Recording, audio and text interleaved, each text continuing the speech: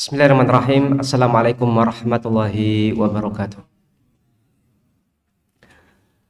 Innal hamdalillah nahmaduhu wa nasta'inuhu wa nastaghfiruh wa na'udzu billahi min syururi anfusina wa min sayyiati a'malina. May yahdihillahu fala mudilla lahu wa may yudlil fala hadiyalah.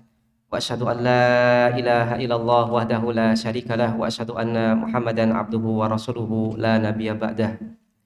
Allahumma salli wa sallim wa barik ala nabiyina Muhammadin wa ala alihi wa sahbihi wa man tabi'ahum bi ihsanin ila yaumiddin, amma ba'd.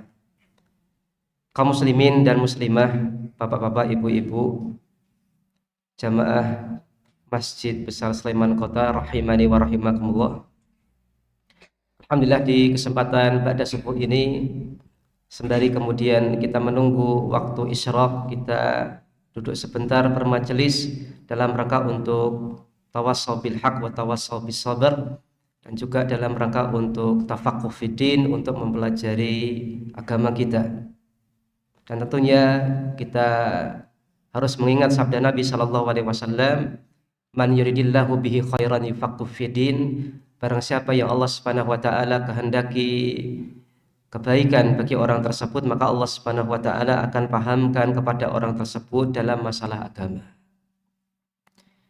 Maka inilah yang kita inginkan dengan usaha kita untuk tafaqquh fiddin, untuk belajar agama supaya kita memahami agama kita, dan semoga dengan ini merupakan bukti besar bahwasanya Allah berkehendak untuk memberikan kita kebaikan dalam bentuk semua kebaikan, yaitu kebaikan dunia dan di akhirat kita. Amin. Bapak dan Ibu sekalian, pembahasan kita di kesempatan pagi hari ini adalah berkaitan dengan hal yang sangat amat penting dalam kehidupan kita, yaitu berkenaan tentang iman.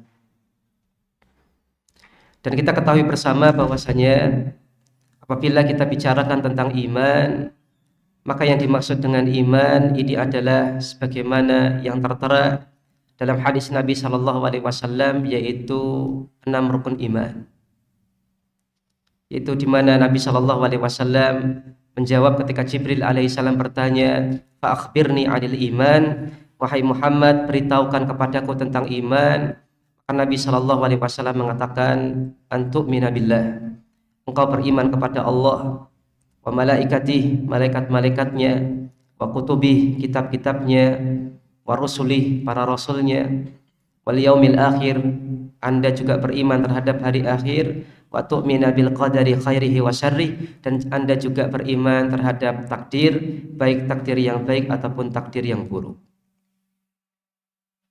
Kaum muslimin yang semoga dirahmati oleh Allah Subhanahu wa taala, maka definisi iman sebagaimana apa yang disampaikan oleh Nabi sallallahu alaihi wasallam ini merupakan definisi yang apabila kita pahami lebih berkaitan dengan masalah akidah, lebih berkaitan dengan masalah keyakinan dalam hati seseorang. Namun sebagaimana akidah Ahlussunnah wal Jamaah, kita sepakat bahwasannya yang namanya iman dalam hati ini tentunya akan berbuah amal lisan dan juga akan berbuah amal badan. Yang antara amal hati, amal lisan dan amal badan ini sebuah satu rangkaian, tidak bisa terpisahkan, yang masing-masing memiliki porsi sendiri yang penting untuk kemudian saling mempengaruhi antara satu dengan yang lainnya.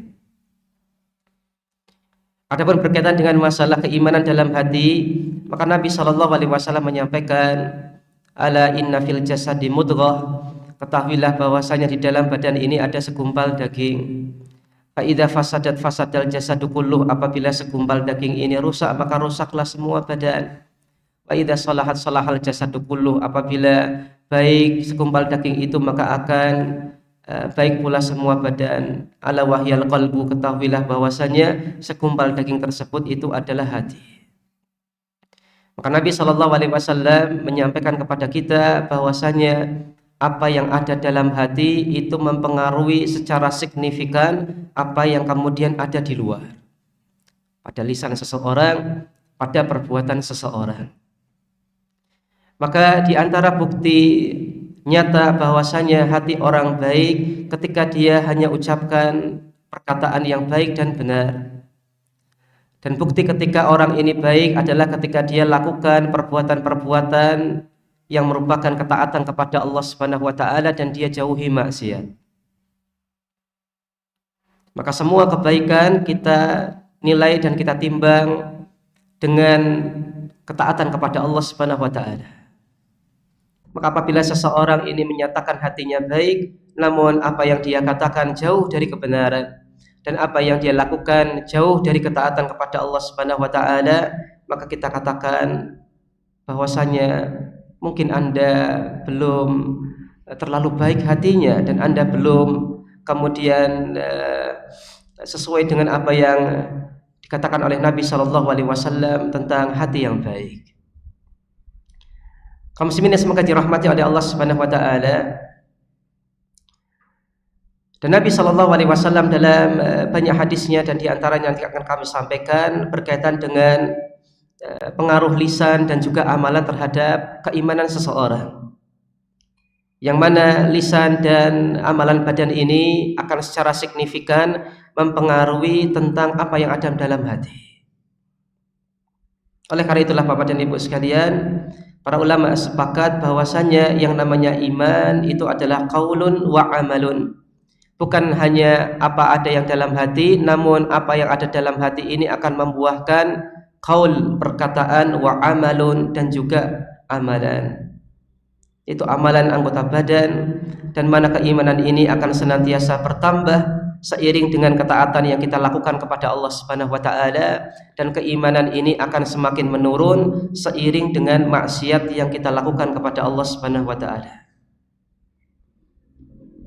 Maka iman tidaklah seperti bola yang senantiasa bulat, tidak terpengaruh oleh perkataan ataupun perbuatan dari orang yang melakukan.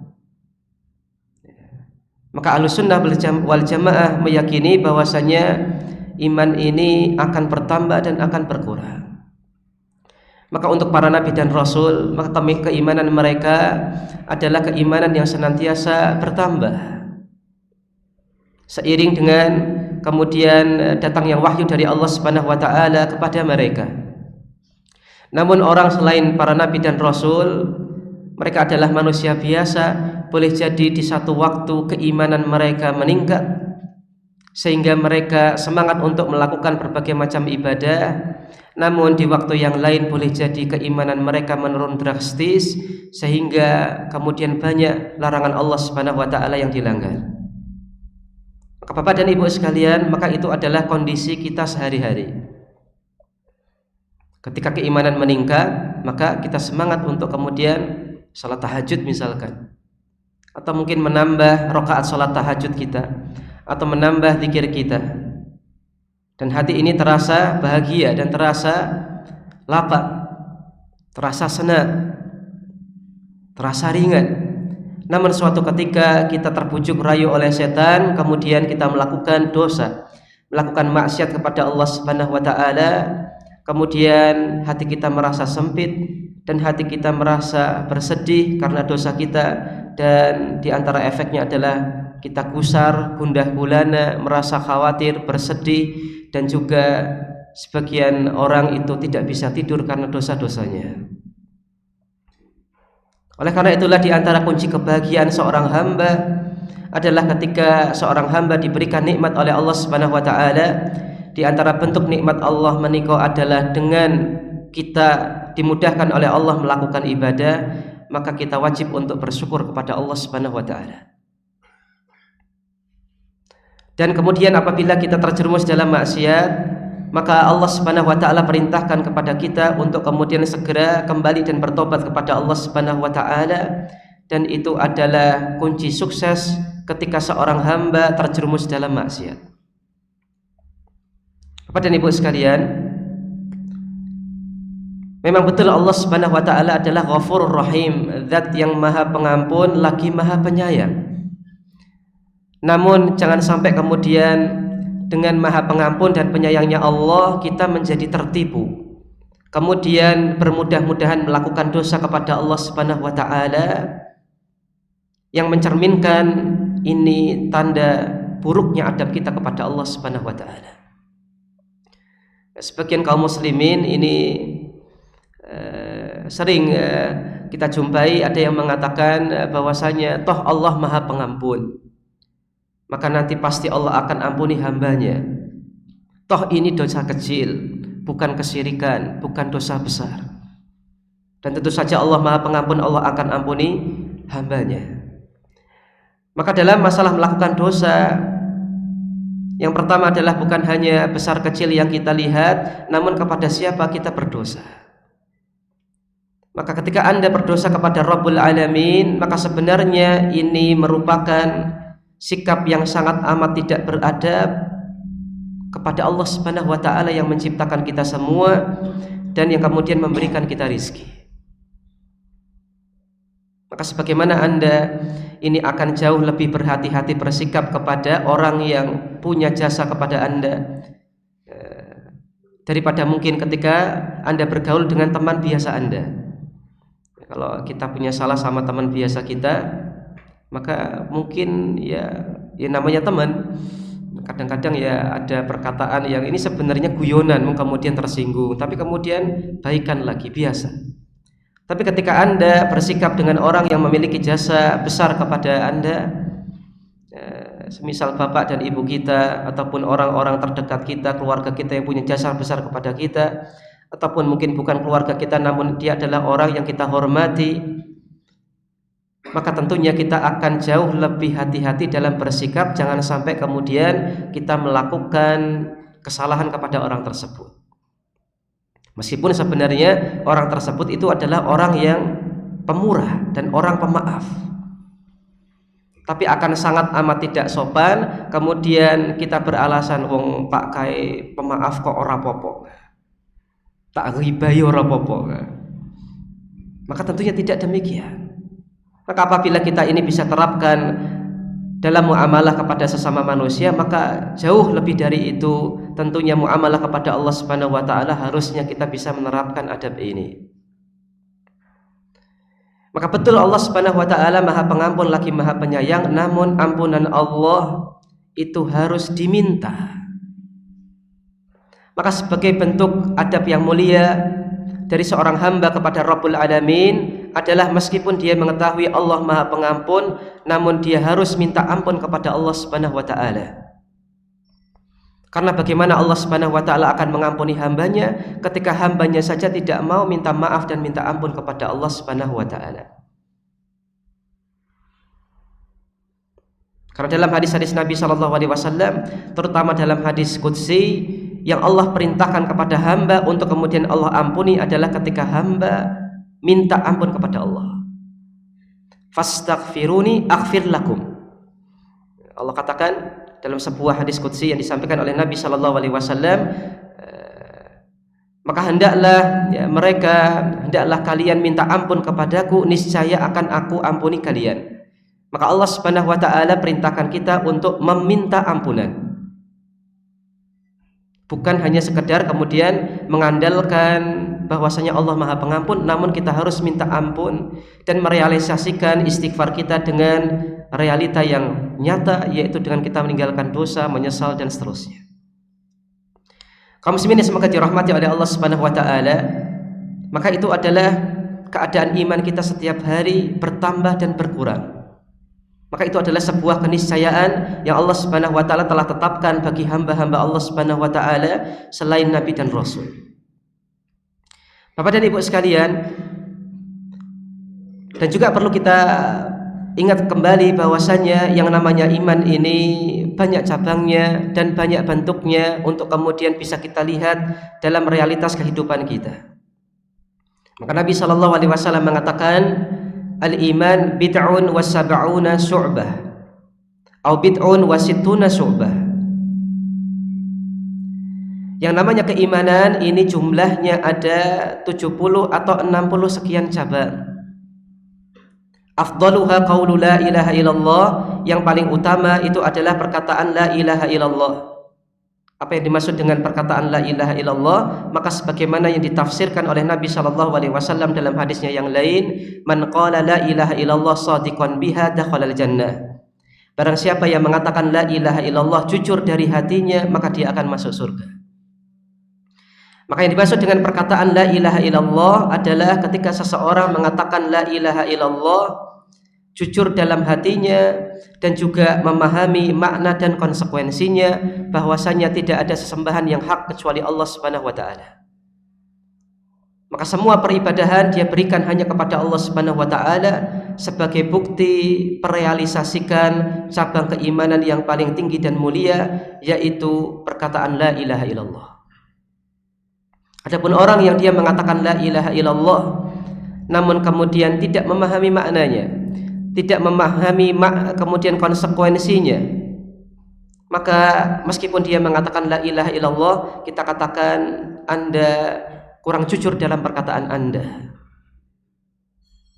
Maka sebagaimana orang munafik, mereka mengatakan la ilaha illallah namun tidak mau mengamalkan konsekuensinya.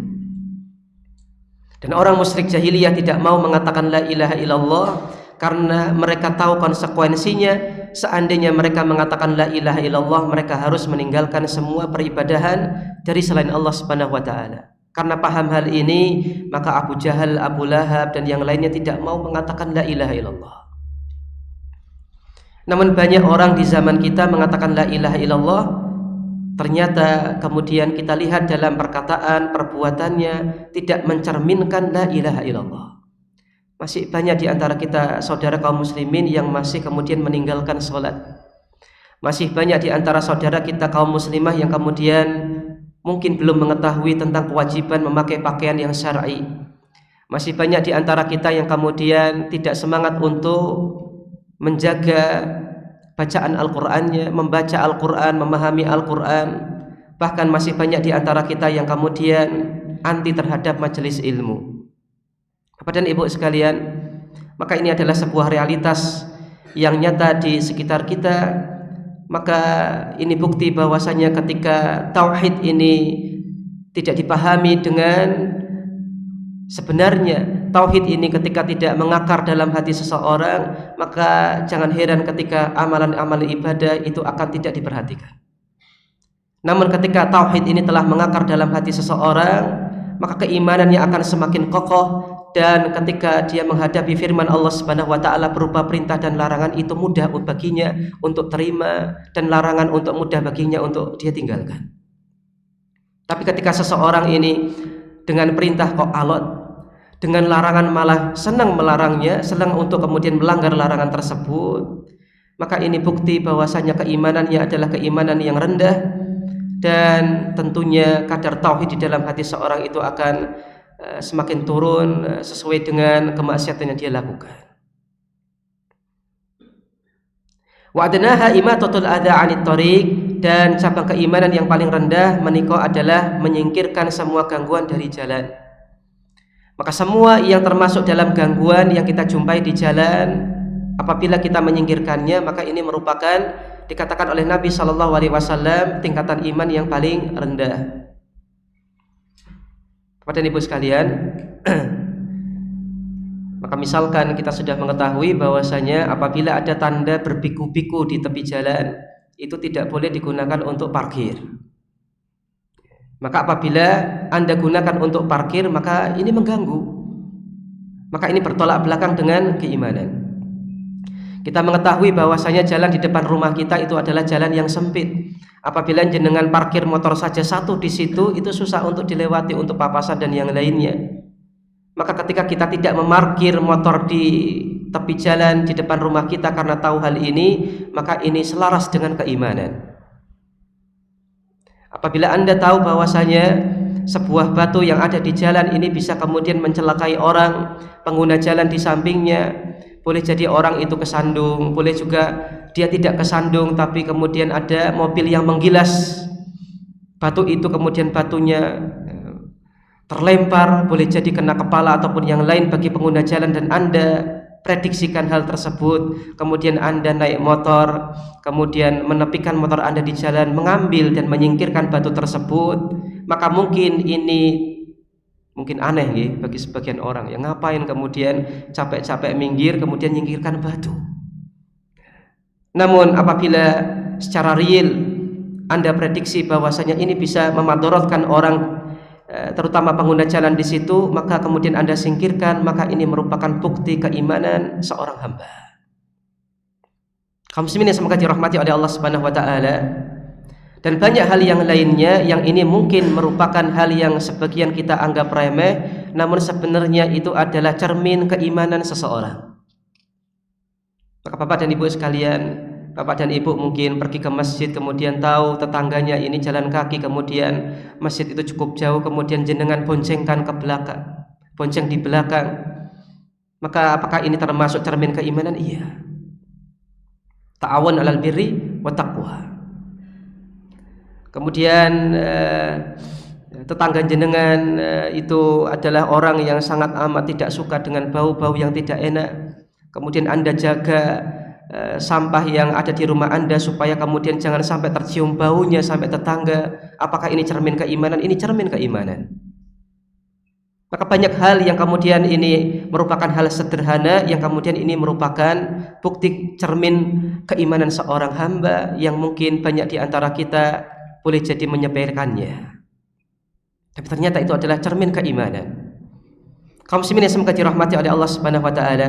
Nabi sallallahu alaihi wasallam katakan, wal haya syu'batun minal iman, dan rasa malu itu merupakan salah satu cabang dari keimanan seseorang. Maka Nabi katakan bahwasanya keimanan itu ada pada lisan, yaitu qaul la ilaha illallah. Kemudian keimanan itu ada pada amalan badan, yaitu imatatul adza anit thariq. Dan keimanan itu adalah apa yang ada dalam hati, yaitu al-haya, yaitu rasa malu. Maka berdasarkan hadis yang sahih ini, ulama Ahlus Sunnah wal Jamaah sepakat bahwasanya iman itu adalah apa yang ada dalam hati, apa yang ada dalam lisan, dan apa yang ada dalam perbuatan. Saling berkaitan, tidak bisa kemudian kita pisahkan, dan masing-masing memiliki porsi yang penting untuk kemudian mempengaruhi antara satu dan yang lain. Dan telah kita sampaikan bahwasanya pengaruh hati terhadap perbuatan dan perkataan adalah pada hadis Nabi Shallallahu Alaihi Wasallam tentang hati yang di awal kami sampaikan. Kaum muslimin yang semoga dirahmati oleh Allah Subhanahu Wa Taala. Dan hadis ini juga menunjukkan bahwasanya sesungguhnya apa yang kita ucapkan dan apa yang kita lakukan berupa ketaatan ataupun maksiat itu pun kemudian berpengaruh dalam hati. Maka Bapak dan Ibu sekalian, ini seperti lingkaran, saling mempengaruhi. Keimanan kita kemudian mempengaruhi amalan kita, dan amalan kita mempengaruhi hati kita. Itu akan senantiasa demikian. Buruknya hati kita kemudian menghasilkan amal yang buruk, amal yang buruk kemudian mempengaruhi hati kita, akan senantiasa demikian. Itu akan senantiasa berputar demikian. Maka sebagaimana hati ini kemudian menjadi energi untuk beramal soleh, maka amal soleh ini kemudian menjadi energi penguat keimanan. Oleh karena itulah jamaah sekalian, kita mengetahui bahwasanya di antara bukti amalan seseorang itu adalah amalan yang ikhlas, amalan yang kemudian diterima oleh Allah Subhanahu wa taala adalah dengan adanya semangat untuk melakukan amalan kebajikan yang lain setelahnya. Maka ketika kita sholat zuhur misalkan, sholat zuhur, setelah sholat zuhur ada kerinduan untuk berzikir. Setelah berzikir ada kerinduan untuk kemudian melakukan sholat ba'diyah. Kemudian setelah sholat ba'diyah ada kerinduan untuk kemudian mengamalkan doa setelah doa keluar masjid dan amalan-amalan yang dianjurkan oleh Nabi Shallallahu Alaihi Wasallam yang lain. Maka kerinduan dan kecintaan untuk kemudian melakukan amal soleh setelah sebelumnya melakukan amal soleh yang tertentu, maka ini adalah di antara tanda bahwasanya amalan ini adalah amalan diterima oleh Allah Subhanahu wa taala. Apa di antara hikmahnya Bapak dan Ibu sekalian? Karena tadi ketika kita melakukan sebuah amalan, ini otomatis apa yang kita lakukan ini menjadi energi kemudian masuk lagi dalam hati kita, penambah semangat kita untuk kemudian mengamalkan amalan soleh. Sebaliknya, ketika seorang hamba melakukan maksiat kepada Allah Subhanahu wa taala, selain maksiat ini adalah merupakan cermin buruknya hatinya, kemaksiatan yang kemudian dilakukan ini akan berpengaruh kembali kepada hatinya akan semakin gelap dan semakin bergerak sampai kemudian hidayah itu sulit untuk kemudian masuk dalam hati. Tidakkah kita ingat sabda Nabi SAW, innal kadzib yahdi ilal fujur, bahwasanya kebohongan itu akan mengarahkan seseorang kepada keburukan-keburukan yang lain. Dari mana kok bisa demikian? Karena tadi ketika keburukan yang kita lakukan maka otomatis akan berpengaruh dalam hati, dan ketika hati berpengaruh dia akan kembali menimbulkan amalan-amalan maksiat dan akan senantiasa demikian. Ketika maksiat ini tidak kemudian kita mintakan taubat kepada Allah, tidak kita mintakan ampunan kepada Allah Subhanahu wa taala, maka lingkaran ini tidak akan kemudian terputus. Hati kita buruk, kita bermaksiat, maksiat pengaruh hati. Hati kemudian memunculkan lagi pengaruhnya kepada lisan dan badan dan seterusnya. Maka sebagaimana hati ini berpengaruh kepada amalan badan, maka amalan badan berpengaruh terhadap amalan hati dan seterusnya. Entah itu dalam masalah kebaikan, entah itu dalam masalah keburukan. Kaum muslimin semoga dirahmati oleh Allah Subhanahu wa taala. Dan Nabi SAW mengatakan bahwasanya iman ini memiliki rasa, dan rasa iman itu adalah rasa yang manis. Nabi SAW mengatakan, "Thalathun man kunna fihi wajada halawatal iman." Ada 3 hal yang apabila 3 hal ini dijumpai pada diri seseorang, maka orang tersebut itu akan merasakan manisnya iman. Maka Nabi SAW menyatakan bahwasanya iman itu ada rasanya, dan rasanya itu adalah manis. Sebaliknya Bapak dan Ibu sekalian, apabila iman ini rasanya manis, berarti kesyirikan dan kekufuran apakah rasanya manis? Boten. Harusnya kita rasakan itu adalah pahit di hati, getir di hati. Apakah kemudian kemaksiatan itu rasanya enak dan manis? Boten. Karena yang rasanya manis itu adalah iman, sedangkan maksiat itu bertolak belakang dengan iman. Maka rasa maksiat itu adalah pahit dan getir. Maka apabila seseorang ini malah merasakan maksiat ini sebagai hal yang manis, ini menunjukkan hatinya bermasalah. Karena orang yang sehat hatinya akan merasakan ketika dia taat manis dalam hatinya, ketika bermaksiat dia akan merasakan pahit, getir dan sakit dalam hatinya. Ketika kita masih merasakan hal itu, alhamdulillah, berarti hati kita masih sehat. Tapi ketika jenengan berdosa tapi tidak merasakan apa-apa, atau berdosa malah merasakan nikmat dalam hati, semakin berdosa semakin merasakan nikmat dalam hati, maka ini menunjukkan hati tersebut itu adalah hati yang sakit, dan akan semakin parah ketika maksiat malah semakin dirasakan manis. Kesyirikan malah dirasakan sebagai hal yang nikmat. Kekufuran kepada Allah Subhanahu wa taala dirasakan sebagai pencerah hati, sebagai pengobat hati. Maka ketika Anda jadikan maksiat ini malah menjadi pengobat hati, maka ini merupakan cerminan hati yang sakit. Maka mungkin ada orang yang mengalami masalah hidup kemudian malah melampiaskannya ke dalam hal-hal yang maksiat, dan dia rasakan maksiat ini ketika dia lakukan sebagai pengobat hatinya. Maka ini cerminan bahwasanya hatinya bermasalah, Bapak dan Ibu sekalian. Karena ketika seorang hamba hatinya itu adalah sehat, tidak lain ketika dia merasakan susah, gundah gulana dan bersedih, dia hanya kemudian mengadu kepada Allah Subhanahu wa taala. Dan ketika dia terjerumus dalam maksiat, hatinya itu akan semakin sedih dan semakin merana dan semakin tidak bisa tidur karena maksiatnya. Maka ini hati yang masih sehat. Tapi ketika orang itu melakukan maksiat tapi kok ketawa-ketawa, bangga dengan maksiatnya, maka ini merupakan cerminan hati yang tidak sehat, atau bahkan naudzubillah hati yang mati. Kaum muslimin semoga dirahmati oleh Allah Subhanahu wa taala. Maka Nabi SAW katakan iman itu rasanya manis, dan Nabi katakan ada 3 hal yang kemudian apabila ada dalam hati kita dan dalam jiwa kita, maka ini menunjukkan bahwasanya kita bisa merasakan manisnya iman tersebut. Yang pertama adalah an yakuna Allah wa rasuluhu ahabba ilaihi mimma siwahuma. Ketika seseorang ini menjadikan Allah dan Rasulnya hal yang paling dicintai daripada selain keduanya, maka Bapak dan Ibu sekalian, cinta ini merupakan penggerak dan motivator yang paling besar untuk seorang hamba gampang melakukan taat. Ngatan Bapak dan Ibu, kalau Bapak dan Ibu ini jujur dalam sayangnya kepada suami atau istri jenengan, maka apapun yang diminta suami ataupun istri, kita akan mudah melakukannya. Nggih mboten? Mestinya demikian. Misalkan istri sedang hamil, mintanya macam-macam. Pak, tumbaske duren. Lagi orang musim duren piye goleke? Tumbaske duren, Pak. Nah, karena sayang kepada istri, maka dia akan cari duren dimanapun, meskipun itu malam-malam.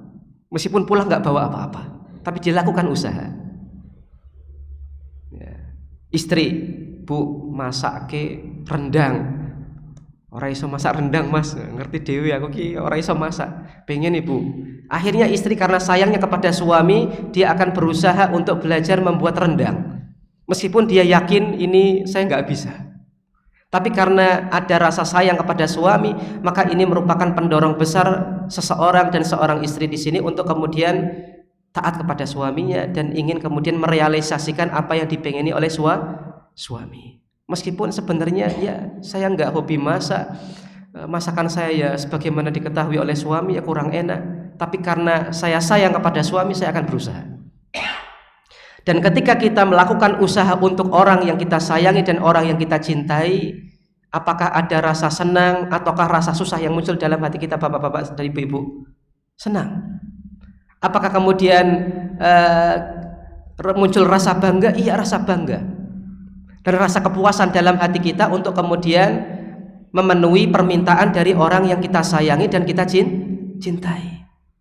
Maka demikian ketika kita mencintai Allah dan Rasulnya. Maka sebagai bukti kecintaan kita kepada Allah dan Rasulnya adalah dengan kita mudah dan dengan senang hati dan dengan rela untuk kemudian beramal soleh. Bapak dan Ibu sekalian, maka Nabi SAW mengatakan hal yang pertama itu adalah ketika kita jadikan Allah dan Rasulnya jauh lebih kita cintai daripada selain keduanya. Jauh lebih cintai daripada anak kita, jauh lebih kita cintai daripada istri kita, daripada kedua orang tua kita, hatta daripada diri kita sendiri. Apabila kita bisa terapkan hal ini, kita dudukkan Allah dan Rasulnya jauh lebih kita cintai hatta daripada diri kita sendiri, maka kemudian Nabi SAW katakan, inilah jalan untuk kita rasakan manisnya iman. Bapak dan Ibu sekalian, buktinya nopo? Buktinya para sahabat Nabi SAW. Para sahabat Nabi SAW terutama di awal-awal dakwah, di antara para sahabat Nabi yang golongan budak. Contohnya sinten? Para sahabat Nabi yang itu dulu merupakan budak sinten? Bilal bin Rabah. Jenengan mengertos apa yang terjadi pada Bilal ketika beliau masih jadi budak, disiksa oleh tuannya Umayyah bin Khalaf. Bukan main-main Bapak dan Ibu. Bentuk siksaannya beragam. Jadi kalau tambahkan sedikit. Kadang-kadang ini Bilal diikat lehernya, kemudian talinya ini diberikan kepada anak-anak kecil. Bilal buat mainan anak kecil. Dan ketika buat mainan anak kecil dan Bilal menderita ketika itu, dia hanya bisa mengatakan ahad, ahad. Allah Maha Esa, Allah Maha Esa. Di waktu yang lain Bilal diseret, kemudian dijemur. Dan jemurnya bukan dengan pakaiannya dilucuti, pakaian atasnya, kemudian dijorokke, ditelungkupkan, kemudian dibalik lagi, kemudian dadanya ditindihi batu besar, dijemur di atas terik matahari. Dan Bilal ketika itu hanya mengatakan ahad, ahad. Allah Maha Esa, Allah Maha Esa. Dia tidak mau meninggalkan agama Islam, tidak mau menanggalkan tauhid, meskipun disiksa, meskipun kemudian disuruh untuk kemudian kembali kepada penyembahan terhadap Lata dan Uzza. Sampai kemudian Abu Bakar As-Siddiq melihat hal tersebut, kemudian membeli Bilal dan memerdekakan Bilal. Contoh yang lain, seorang budak wanita yang namanya Zinnirah radhiyallahu anha. Zinnirah menikah adalah budak wanita di awal-awal dakwah Nabi Shallallahu Alaihi Wasallam, dan beliau adalah wanita dari bangsa Romawi, tapi jadi budak. Sama, oleh pemiliknya disiksa habis-habisan sampai buta matanya. Kemudian pemiliknya mengatakan, lihat, gara-gara kamu ikut agamanya Muhammad, Lata dan Uzza membutakan matamu. Apa yang dikatakan oleh Zinnirah? Tidak, sekali-kali tidak. Yang membutakan saya bukan Lata dan Uzza, yang membutakan saya itu adalah Allah Subhanahu wa taala, dan seandainya Allah berkehendak, Allah akan mengembalikan lagi penglihatan saya. Esok paginya Bapak dan Ibu sekalian, mata Zinnirah kembali bisa melihat. Pas esok harinya. Kemudian orang musyrik jahiliyah mengatakan, oh kamu bisa kayak gitu, itu gara-gara sihirnya Muhammad. Yang lain, ada seorang budak wanita Bani Mu'ammal yang kemudian disiksa, dan yang menyiksa ketika itu adalah Umar ibn Khattab ketika beliau masih musyrik. Bapak dan Ibu tahu bahwasanya Umar bin Khattab itu adalah orang yang berperawakan tinggi, besar, tenaganya kuat, orangnya tegas. Ini memukuli seorang budak wanita gara-gara budak wanita ini beriman, dan dalam kondisi itu Umar masih musyrik, belum beriman. Sampai Umar mengatakan, sakjane aku ki bosen mukuli kamu, dan aku wis bosen menyiksa kamu. Tidaklah aku berhenti memukulimu kecuali saya sudah bosan. Saking bosannya Umar ini memukuli budak wanita tersebut, akhirnya dia udahlah mandek. Apa yang dikatakan oleh budak wanita? Apakah dia mau meninggalkan keimanannya? Boten. Sang budak wanita hanya mengatakan, kalau kamu bosan mukuli saya, maka semoga Allah Subhanahu wa taala juga bosan kepadamu. Bapak dan Ibu sekalian, apa yang bisa kita petik dari pelajaran yang dialami oleh para sahabat yang ini termasuk dalam golongan budak di awal-awal dakwah Nabi Shallallahu Alaihi Wasallam, di mana mereka disiksa, dipukuli dengan berbagai macam intimidasi fisik, namun mereka tidak mau menanggalkan keimanan mereka. Kenapa demikian? Karena mereka lebih cinta kepada Allah dan Rasulnya daripada diri mereka sendiri. Maka mereka sanggup untuk kemudian menanggung beban sakit fisik daripada harus menanggung beban sakit dalam hati dengan mereka lepaskan keimanan dan tauhid. Maka ketika kecintaan kepada Allah dan Rasulnya ini kita dahulukan, maka sakit fisik dengan kita disakiti gara-gara mempertahankan iman itu tidak terlalu akan kemudian kita pedulikan. Mungkin sakit ketika itu, namun ada rasa manis iman dalam hati yang ini menjadi obat sakit badan. Kemudian Nabi Shallallahu Alaihi Wasallam mengatakan, wa an yakraha an ya'uda fil kufri kama yakrahu an yugdafa finnar. Kemudian yang kedua adalah wa an yuhibbal mar'u la yuhibbu illa illallah, dan tidaklah dia cintai seseorang kecuali karena Allah Subhanahu wa taala. Kemudian yang ketiga adalah ketika dia benci untuk kemudian kembali kepada kekafiran, sebagaimana dia benci untuk Allah Subhanahu wa taala hempaskan dia ke neraka. Maka yang kedua adalah ketika kita mencintai seseorang karena Allah, jenengan mencintai ulama. Meskipun tidak tahu seluk-beluk keluarga ulama tersebut, kemudian tidak bergaul akrab dengan ulama tersebut, namun Anda tahu persis beliau adalah orang yang bertakwa kepada Allah. Beliau adalah orang yang senantiasa berusaha untuk di atas Al-Quran dan Sunnah Nabi Shallallahu Alaihi Wasallam. Maka kemudian muncul rasa cinta Anda kepada orang tersebut, maka ini adalah bukti keimanan, dan ini akan menimbulkan rasa manis dalam hati kita.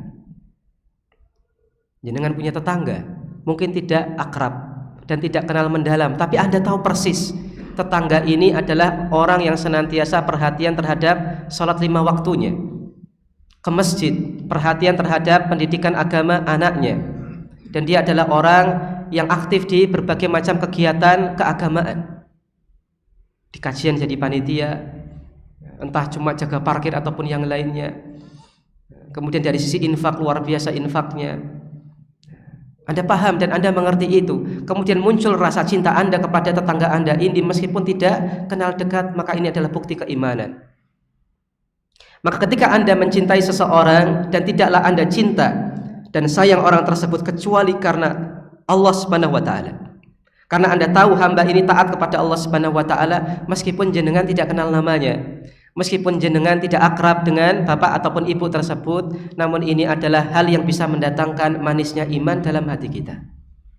Dan yang ketiga sebagai penutup kajian kita di kesempatan pagi hari ini adalah ketika Anda benci dan betul-betul benci dan enggak suka untuk kembali kepada kekafiran, untuk kembali kepada kesyirikan, untuk kembali kepada kemaksiatan yang mungkin dulu pernah kita lakukan, sebagaimana kita benci Allah lontarkan dan lemparkan kita dan campakkan kita di neraka, maka rasa benci seperti ini membuahkan rasa iman. Bapak dan Ibu sekalian, maka ada kebencian yang ini membuahkan rasa manis, yaitu kebencian kita terhadap kesyirikan, kebencian kita terhadap kekufuran, kebencian kita terhadap maksiat kepada Allah Subhanahu wa taala. Semakin Anda benci maksiat, maka semakin Anda rasakan manisnya iman. Namun semakin Anda cinta maksiat, akan jauh Anda dari rasa manisnya iman. Semakin Anda benci kesyirikan, maka Anda akan rasakan manisnya iman. Namun Anda dekat dengan kesyirikan, jauh Anda dari manisnya iman. Bapak dan Ibu sekalian, ketika maksiat kita benci, ketika kekufuran kita benci, ketika kesyirikan kita benci, otomatis ketika ada orang melakukannya jenengan benci mboten? Benci. Gak suka. Syukur-syukur ora usah ndelok wajahnya. Gak usah ketemu. Sebagaimana mungkin kalau kita dizalimi sama tetangga kita. Kok kita nggak salah apa-apa kok kita caci maki, kemudian buang sampah di depan rumah kita lagi. Jenengan senang napa mboten? Mboten. Kalau ketemu wajahnya senang atau sengit? Sengit. Nah iso rasa ketemu karo wonge, mau mengucapkan salam saja keluh lidah ini untuk mengucapkan salam. Itu dalam masalah muamalah dunia Bapak dan Ibu, bukan dalam masalah akidah. Muamalahnya dalam masalah dunia ketika terjadi permasalahan demikian. Lalu bagaimana ketika ini berkaitan dengan masalah akidah, berkaitan dengan keimanan terhadap Allah dan Rasulnya? Kita lihat kesyirikan, kita lihat kekafiran, kita lihat kemaksiatan. Kok kita tidak benci? Kok kita biasa saja? Nah, ini bermasalah Bapak dan Ibu sekalian. Dan ini akan membuat kita semakin tidak bisa merasakan manisnya iman. Maka Bapak dan Ibu sekalian, sebagai penutup, kembali kami ingatkan kisah yang tadi kami sampaikan, Bilal bin Rabah, Zinnirah radhiyallahu anha, kemudian seorang budak wanita dari Bani Mu'ammal yang ini mengalami siksaan yang luar biasa. Namun mereka tidak mau meninggalkan keimanannya, mereka tidak mau kembali kepada kekufuran dan kesyirikan karena sangat amat benci terhadap kekufuran dan kesyirikan. Dan mereka paham hal ini karena kekufuran dan kesyirikan akan mengantarkan mereka ke neraka Allah Subhanahu wa ta'ala. Maka kebencian mereka terhadap kesyirikan dan kekafiran akhirnya membuahkan hasil yang sangat amat luar biasa, yaitu keridhaan Allah Subhanahu wa ta'ala dan manisnya iman yang ada pada hati sanubari para sahabat Nabi sallallahu alaihi wasallam. Demikian Bapak dan Ibu sekalian, semoga yang sedikit ini itu bisa bermanfaat bagi kita semuanya, baik bagi kami yang menyampaikan atau Bapak dan Ibu yang mendengarkan. Semoga Allah Subhanahu wa taala dengan yang sedikit ini menjadikan ini merupakan amalan ikhlas untuk menghadap Allah Subhanahu wa taala, dan apa yang salah adalah dari diri kami dan dari setan, dan semua kebenaran itu adalah datangnya dari Allah Subhanahu wa taala. Kurang lebihnya mohon maaf. Wassallallahu ala nabiyina Muhammad wa ala alihi wasahbihi wasallam. Kami tutup subhanakallahumma wa bihamdik asyhadu an la ilaha illa anta astaghfiruka wa atubu ilaik. Wassalamualaikum warahmatullahi wabarakatuh.